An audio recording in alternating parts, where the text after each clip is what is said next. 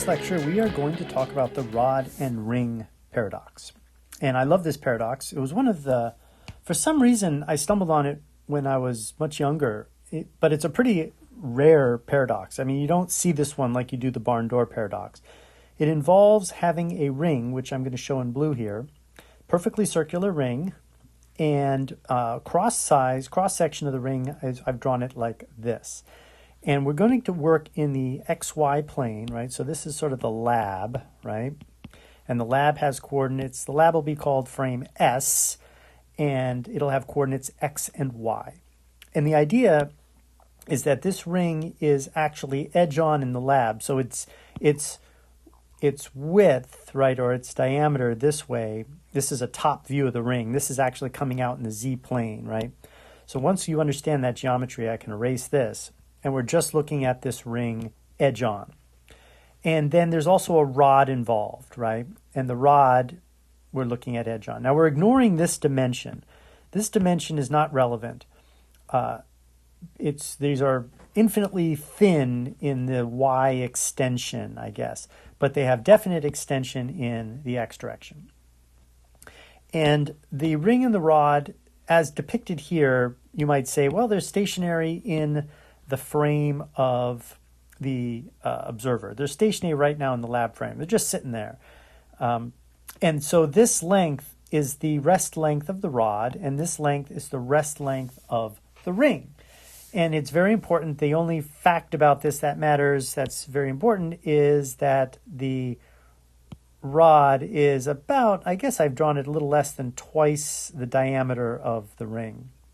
So the point being that the ring could never go through the rod because the rod is just too long, right? It would sort of clang on the ends.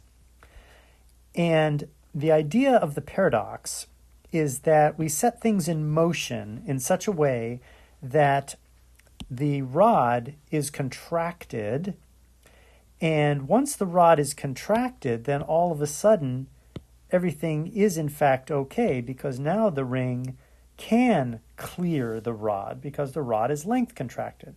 So in order to set this up, obviously I have to put the rod in significant motion, like to capture what I've drawn here to scale, right? This is a gamma factor of what? Let's see if we can estimate the gamma factor here. 1, 2, 3, 3.5, right? It's pretty high gamma factor. By the way, the relationship between gamma, right? The relationship between gamma and, well, all right, so gamma is 1 over the square root of 1 minus beta, where beta is the speed, or beta squared. So beta actually equals 1 minus 1 over gamma squared. Wait a minute. Beta squared. Beta squared equals 1 minus gamma squared. So you can get beta out of gamma. So, well, I guess we should just, what did we say, 3.5? Well, let's just call it 3, and then that'd be 1/9, so it's 8/9. The square root of 8/9. Wow. Whatever the square root of 8/9 is, that's what beta is. So beta is pretty high in order to make this happen. So the idea now is we're going to set things in motion so that the ring in the lab frame is just moving vertically, right? And even though it's moving up in the positive Y direction, like I said, we're ignoring this dimension here. So we don't worry about, we assume it's infinitely thin, I suppose, but we're not worried about contraction in the Y direction of any of these objects. So we set that in motion this way with a velocity v. And likewise, we take the rod and set it in motion. Let me erase this stuff here. And the rod is set in motion like this with velocity, and I think I'm going to use the velocity minus u. The velocity minus u. I have a feeling I'm going to regret some of this setup later on, but this is the way it's going to be. The point is that minus u. And because it's going at a minus u in a direction that is aligned with its length, we know that we have length contraction here.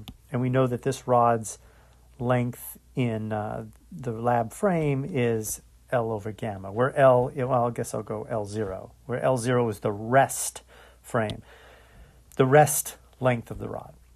And this situation, of course, is designed in such a way that both the rod and the ring will arrive at this point right here at the same instant, meaning the middle of the rod and the middle of the ring, the center of the ring, will arrive at this spot. And what will that look like? Well, that will look like rod moves here, and ring moves there, and then the ring moves up, and the rod moves to the left, and everything is cleared, right? The ring and the rod never collide. And they never collide because the reality is that the rod is now shorter than the ring. This contraction is a real effect. It's another demonstration that length contraction is no kidding for real thing. It's not some optical illusion.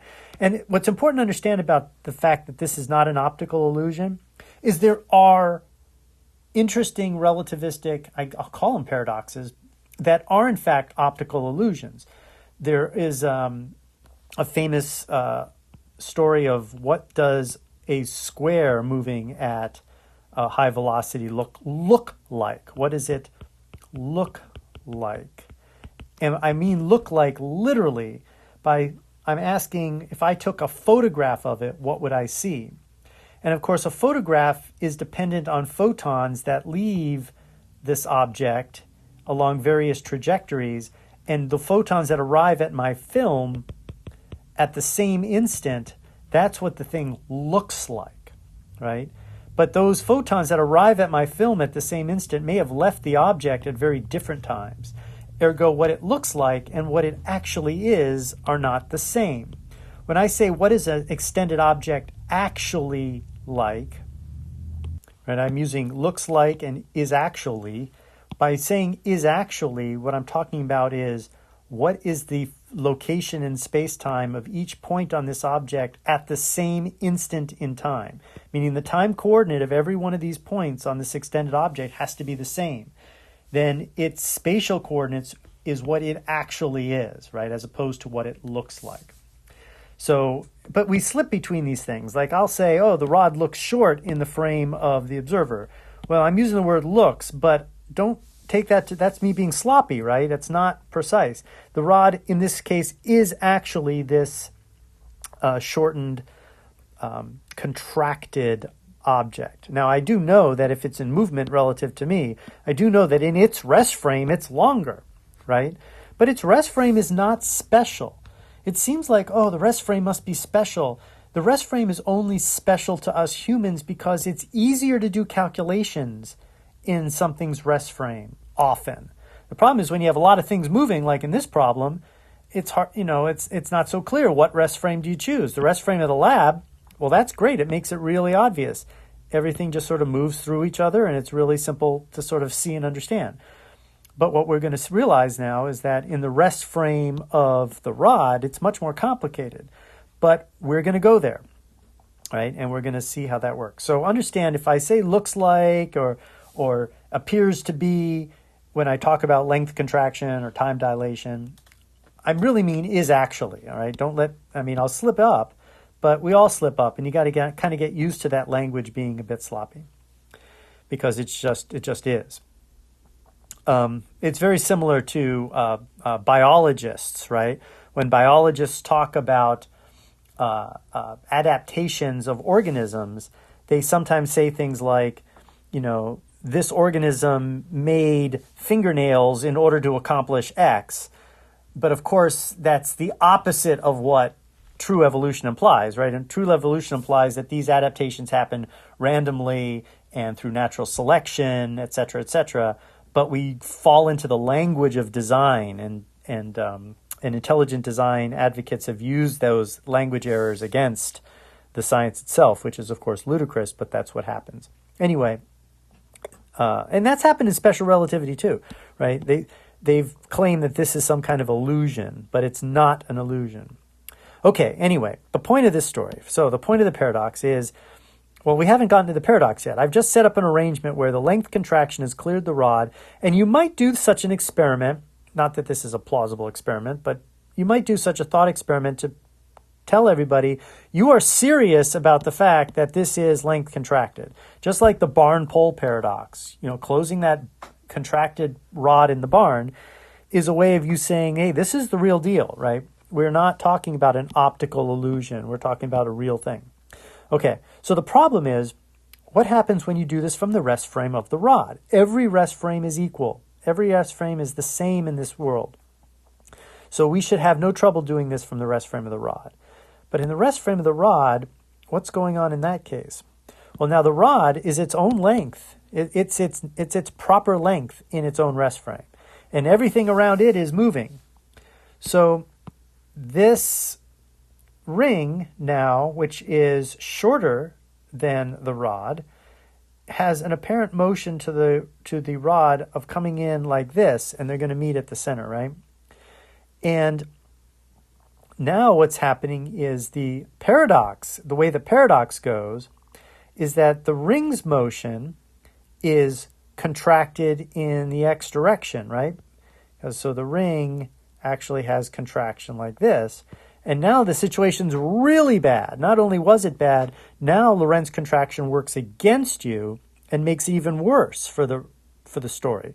And so there's simply no way the ring can clear the rod in the rod's reference frame, right? The ring is now contracted, kaboom. So what gives, right? How does this work out? In other words, what are we not understanding, right? This paradox, you might say, well, this is probably going to be a question of simultaneity, just like the barn is. And I think ultimately that's probably true, although that's not how we analyze this problem. This is a much more subtle problem, but it still has a very logical solution. And now we are going to use our matrix methods to get at that solution. All right, so let's begin to set this up the way we might imagine things using our sort of normal routine of setting up these kinds of diagrams of things in relative motion. Usually we call the lab frame S, right? The place where we're standing, we go with as S. And we will call the frame of the rod S prime.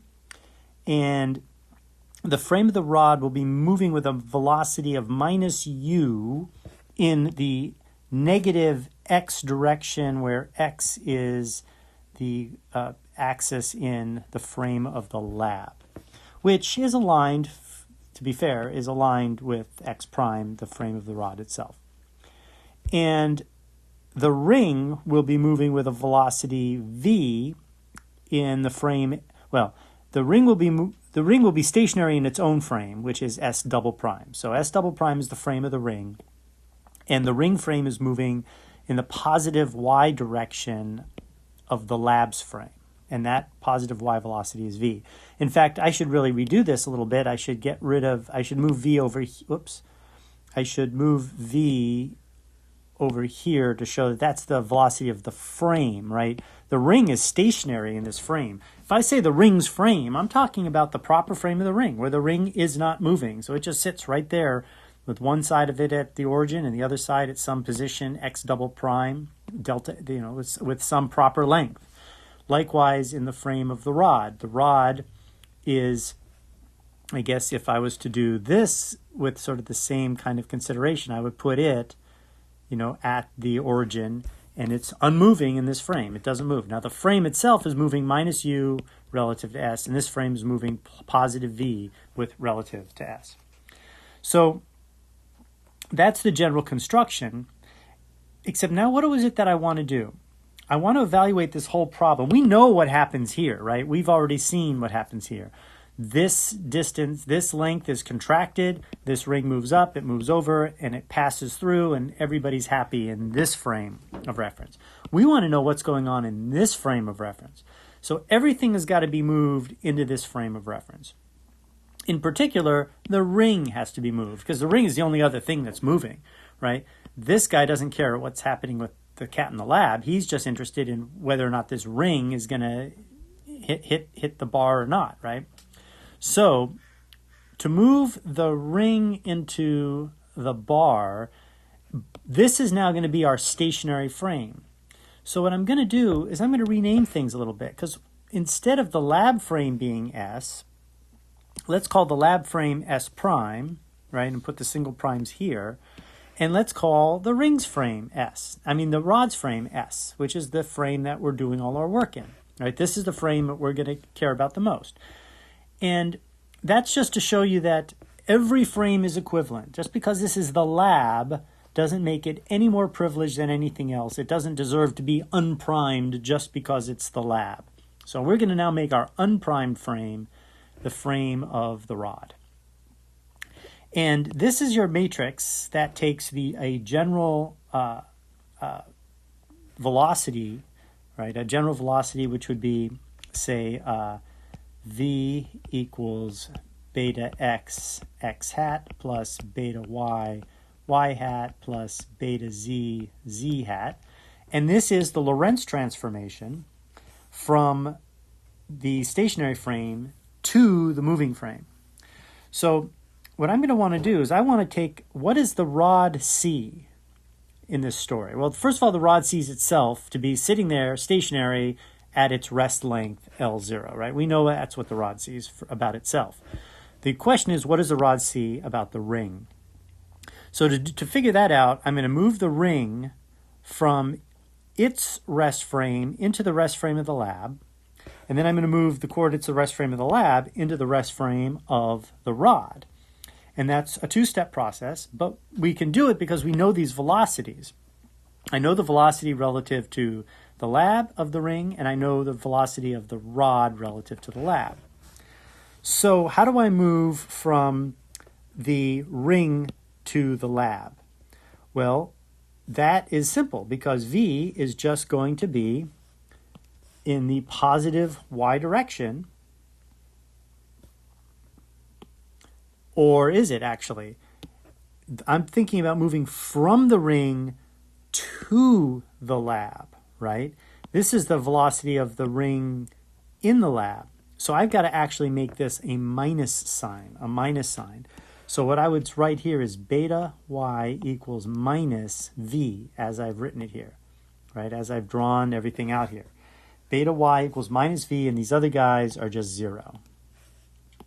If I was doing the calculation if I wanted to convert coordinates in S prime to coordinates in S double prime, I would use a positive v, right?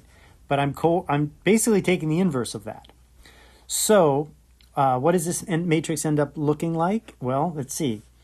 That's 0, that's 0, that's 0, that's 0. And this becomes gamma v, right? Because now gamma depends, the gamma, it's very important to take note, depends on this velocity, right? Because gamma is 1 over the square root of 1 minus v squared in this case. Remember, we're always working with c equals 1. That's why we don't have these little c squares hanging out underneath things. So that's gamma v, and then this is capital V. And that's 0, and that's 0, and that's 0. And this term here becomes 1, because by squared is minus v squared over the magnitude, which is also v squared, so that's 1. So everything here goes away, except gamma. And then this goes away, so that leaves 1 behind. And this 1 left behind here, that's, that's gone and that's gone. So you have that element there, you have that element there, you have this 1, you have this gamma, you have this element here, and that element there. Okay, so that would be the matrix lambda S double prime to S prime. And if it was S prime to S double prime, the only difference would be you would change this to a minus, and you would change, you would change that to a minus. This here would be, this would be minus gamma v. That would be minus gamma VV. Right now it's plus gamma VV, right? Plus, right? Because the organic matrix has a minus sign there. Okay, so that's the matrix we would use for this. And I'm going to write it out a little more smoothly in a moment. So now what about the next step? The next step is, so now I know that if I have a coordinate in S double prime, for example, the position of the rod, I could take that coordinate, take this matrix that I just scratched out all of the little pieces of. I'm missing that. It's got to go too. And I would put that right here, and I would end up with coordinates in S prime. Then I just need a matrix that takes me from S prime to S, right? And that's not very difficult to do, because now I just write the matrix from S prime to S, where we know that the relative velocity is minus u, which is going to equal, now that equals beta x, x hat, plus beta y, y hat, plus beta z, z hat. And then, of course, those guys are 0, and beta x is minus u, right? So now I have plus u, and now it's the gammas are all gamma with relative to u, so that becomes plus u. And then basically it's, you know, the same story. Everything else goes away. This becomes gamma, that becomes a 1, that becomes a 1. You know, all of these guys are 0. And so you're left with this, of delta S prime to S.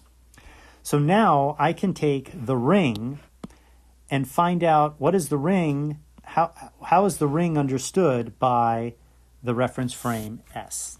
And the way I do it is I take the ring and I run it through these two Lorentz transformations. So let's now look at that process very closely. I wrote down the matrix here for the lab frame to the ring frame. So that's the wrong matrix. I need to change these two signs to a plus, and then I'll get the ring frame to the lab frame, S double prime to S, right? So this is the ring frame to the lab frame, just like I worked out before. I don't know why I did it the other way a moment, when I prepared this LaTeX document. And then here's the other matrix. It's from the lab frame to the rod frame. And that one I got right, except these beta x's, they should be u's. They should be u, right? Because beta x is u. But the sign is correct on everything. And you'll notice that the gammas are relative to v or relative to u. Now take note, right? This velocity v, right, just to remind you, that could be anything between 1 and negative 1 in principle. This velocity u could be anything between 1 and negative 1, right? The fact is that this problem is very akin to the addition of velocities problem that you get in elementary special relativity, where you may remember if you have a reference frame S and S prime is moving relative to S, let's say it's moving relative to S with velocity u, and then there's something in S prime that's moving with velocity v. The question is, what is the velocity of this object relative to S? And you can't just say it's u plus v, of course, that's the classic Galilean transformation. We have to do a composition of these velocities, which you might call u, composed with v, and you're using this addition of velocity formula. We'll show an advanced version of the addition velocity formula a little later, but that's sort of what's going on here. Is you're adding relativistic velocities. So this can be as close to the speed of light as you want, and this can be as close to the speed of light as you want. But the relative velocity of this in this frame will never exceed the speed of light because it's all compensated for by these matrices. So I want the total matrix to move from the ring's rest frame to the rod's rest frame, and that's going to be the first transforming from the ring, which is S double prime, to the lab, and then from the lab to the rod, which is now the standard rest frame that has no primes on it. And to do that is just a matrix multiplication. And here it is, and here's the result of that multiplication. Everything's got a positive sign, which I think is why I ended up choosing the signs that I did. I wanted to have a nice sort of positive signy matrix here. So there's a couple of really, really important things to notice here. So first big lesson, matrix multiplication, that's the way to go. How do I know that this is a pure boost?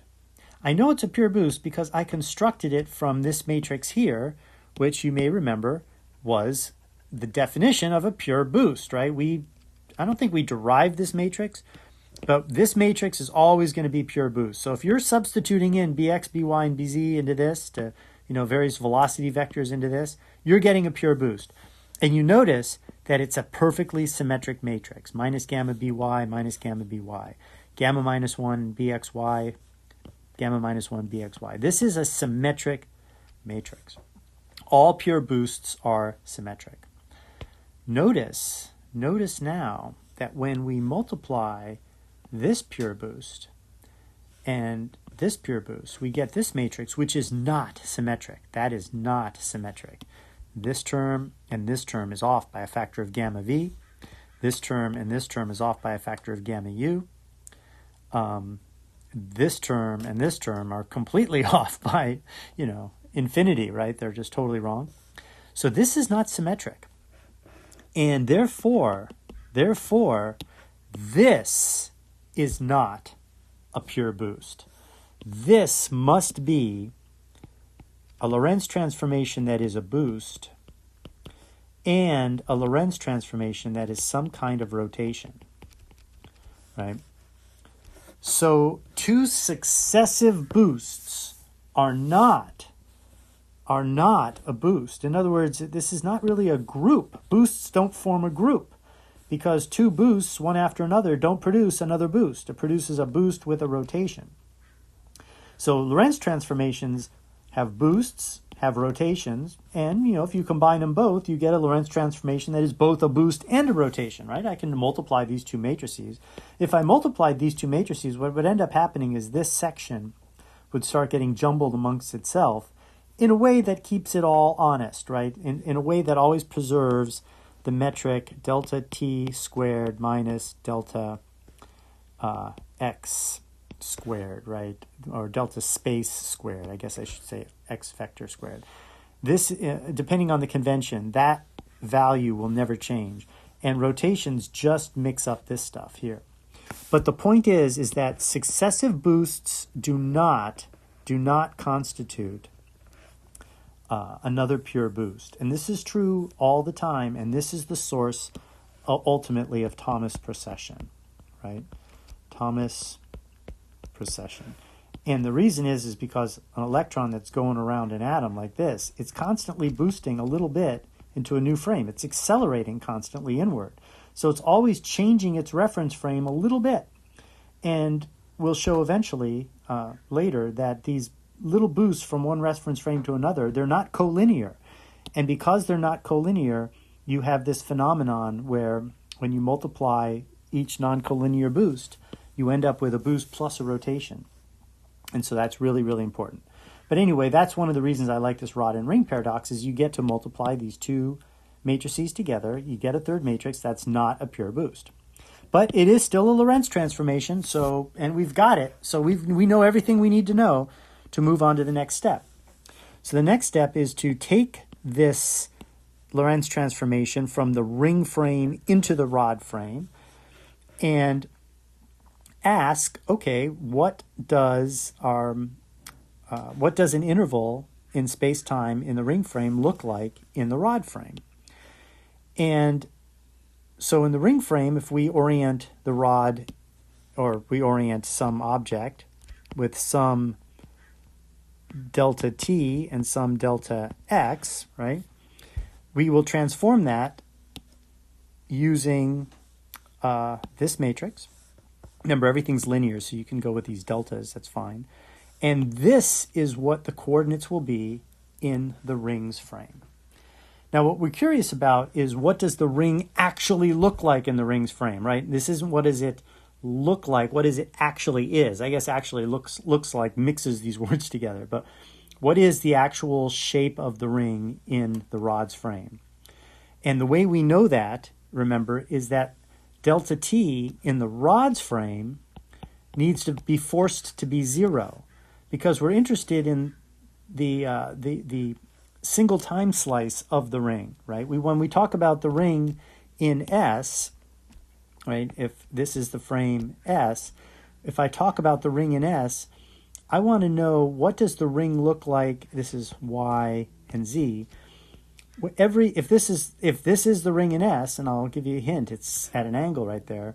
I want to make sure that all the points on this ring are at the same time, right? Because that's what the true shape of an extended object is. Every point is measured at the same instant in time. So I need to force this to be equal to 0. And when I do that, it's pretty simple. It's pretty straightforward from that point on, right? We just write, I just set the, this to equal minus that. And what I'm trying to do is I want to solve for delta t prime, so I can substitute it into these two. So that's easy to do. We just cancel the delta u's and we divide by gamma. We cancel the gamma u's and we divide by gamma v, and we add the minus sign here. So I can write delta t double prime equals delta x double prime u over gamma v. And then I can substitute this into this statement here, and we get the following. Whoops, I forgot my minus sign here. There's a minus sign here. And this is easy to solve, right? We just cancel the gamma v's, right? We pull out delta x gamma mu, or delta x prime prime gamma u, and whoops, I need more space, and I'll move it up here, and then this will be this will be 1 minus I'm missing something. Oh yeah, what I'm missing is, see this u here? Delta t brings in a u, and then there's already a u here. So this is u squared. And I knew I was missing it because this has to end up being 1 minus u squared, like that. And remember, 1 minus u squared, right, is 1 over gamma squared. Right? Yeah, 1 over gamma squared. So this ends up being delta x prime prime over gamma u, right? Because one term of this is 1 over gamma squared, actually it's 1 over, I guess I should write gamma u squared. And so that cancellation works, and you end up with delta x prime over gamma u. So this line here, so right now what we've got is we're forcing this to be, let me make it clear what we're forcing it to be. We're forcing this to be 0 in the first term because we want this length to be all at the same time. This guy becomes delta x prime prime over gamma u. And then the last term is really easy to evaluate. It just becomes delta x prime prime u v, right? It picks up a u from here. The v's already there. And then it's got a gamma v here, but it's divided by gamma v. So that cancels, and then there's a negative sign. So there's a negative sign there, and then there's a 0 for the last one. Phew. So this is so this expression here, delta x, the extent of the extent in the x direction of the ring in its own rest frame divided by gamma u is the extent of its extension in the x direction in the rod's frame. But it picks up this term here. It has some extent in the y direction, And in fact, this means that in the frame of the rod, let's go back here to the frame of the rod. In the frame of the rod, the ring now has some extension in x, but it also has some extension in y. In fact, it has a negative extension in y, right? Negative in y? Yeah, see, it's got that negative sign there. So what it actually looks like in this frame is it's shifted at an angle like this, right? Or I guess I should draw it. Well, so it's going to sit at an angle. And this is the key to the paradox. Because what's happening is this rod, which is over here and is now in the rest frame of, this ring, in the rest frame of the rod, the ring is approaching the rod like this. And the ring will clear the rod this way because it's now angled in the rod's rest frame, right? So the combination of these velocities, v and u, give the rod a motion like this in the rest frame of the, give the ring, a motion like this in the rest frame of the rod. And now you see why it clears it, even if it's really small, right? It's just, if it's really small, its velocity, well, you know, it would, if it was really small and it would have an even greater tilt, you know, its velocity, if it clears it at all, its velocity has to be such that it's actually bent over, right? If u is much bigger than v, it's going to kind of look like this, right? Or kind of look like this, you know, and it's going to just barely clear. If v is much bigger than u, then it won't clear it, right? You won't get enough contraction. You'll get a little bit, and it'll end up going ka-chink or something like that. So you need to have enough of u versus relative to v for this to actually clear. But if you set it up so it clears in the lab's frame, which is presumably what we did, it will clear in the frame of the rod. And you could actually work out a numerical example for all this if you wanted to. And the angle, so just so you know, the slope of the thing is going to be delta x double prime over gamma u. Well, let's see, it's rise over run. So it's minus delta x prime prime u v divided by delta x prime prime over gamma u. So the slope of this, the slope is going to be minus u v gamma u, right? That's the slope. That's the tangent of this angle of inclination. This angle of inclination here. That angle is going to be, and notice that we got a minus sign, right? So the slope, as I've drawn it here, is actually correct. It's in the minus direction because u and v are positive. The minus sign on u got absorbed in all of these matrices. Likewise, the minus sign on v got absorbed too. So this is all meant to be positive numbers here. And there you have it. And of course, gamma u is positive. So that's the resolution of the rod and ring paradox. And what we did is we used these matrices to come about an answer. So let's now quickly a little bit talk about the fact that this is not a pure boost. Let me see if I have time to talk about that now. Yeah, we have just a little bit of time to do it. So imagine this configuration, right?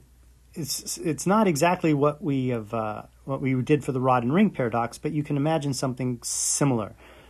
If you have a rest frame S, which is the lab, and an S frame S prime moving relative to lab with velocity u, and then you have another frame S double prime moving with respect to the lab with a velocity v.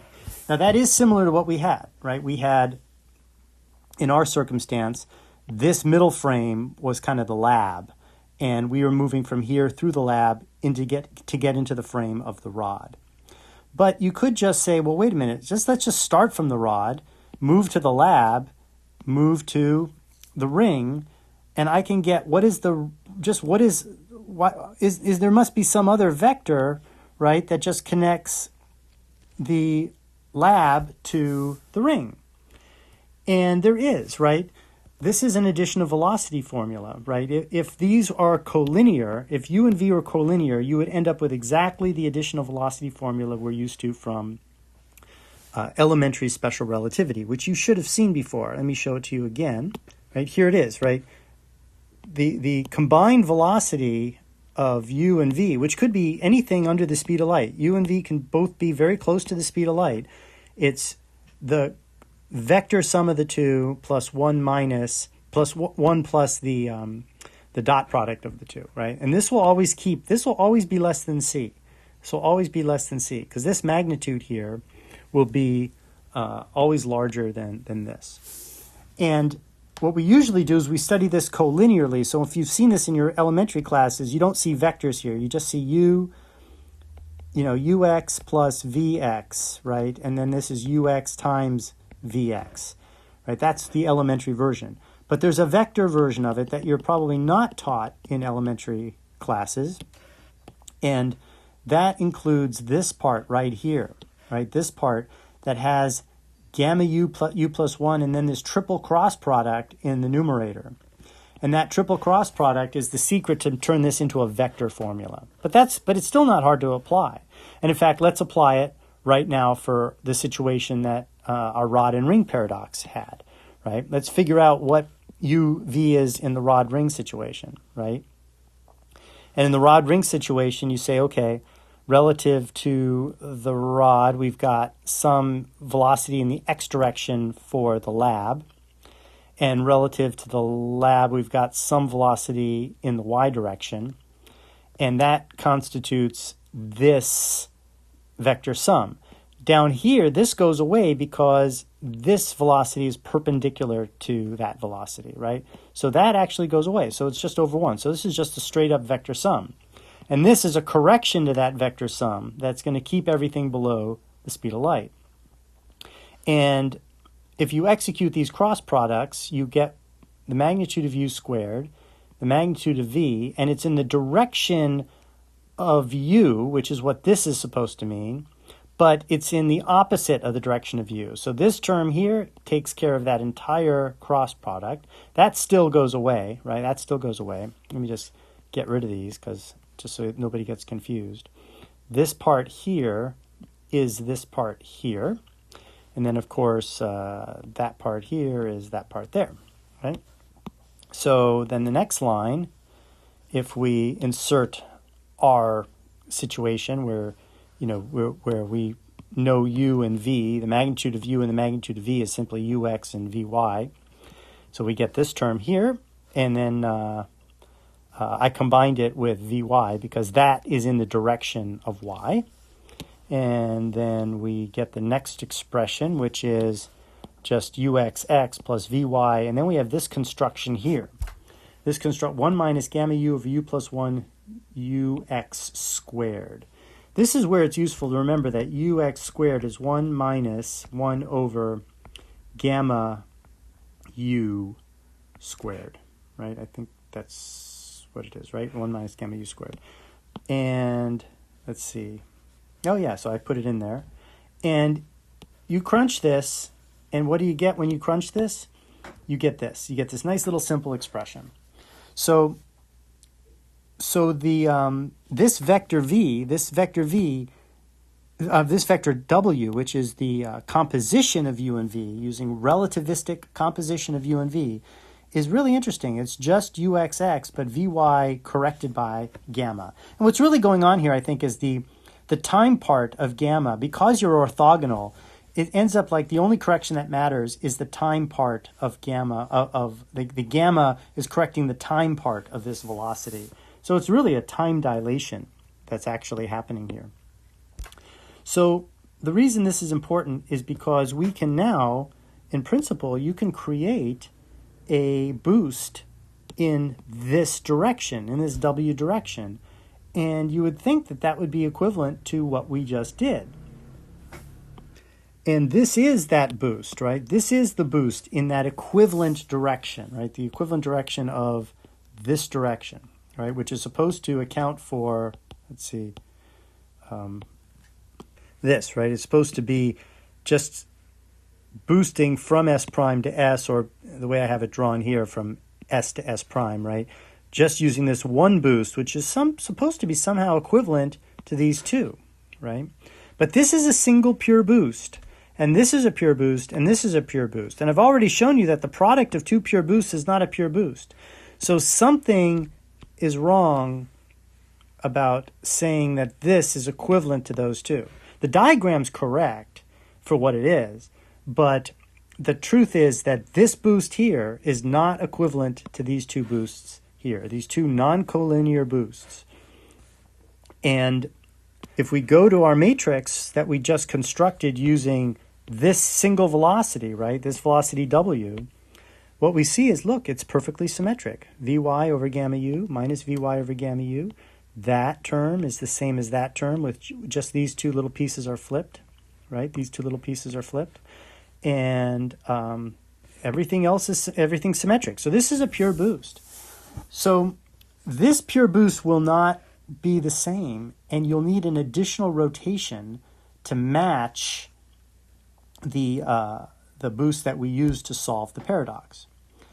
And that additional rotation is actually a little hard to calculate. There's a lot of papers out there that show how to calculate that rotation, meaning if I know what if I know the matrices that we worked with here, right, the matrices here, if I know what these two guys are, I should be able to calculate this single boost, lambda, I guess in this case it's s double prime to s, 1 lambda s double prime to s, that is just based on w, but I also need some kind of rotation to make it the same as this. And that, figuring out what that rotation is actually a heck of a lot of algebra. And it's actually research level stuff. It's pretty tough.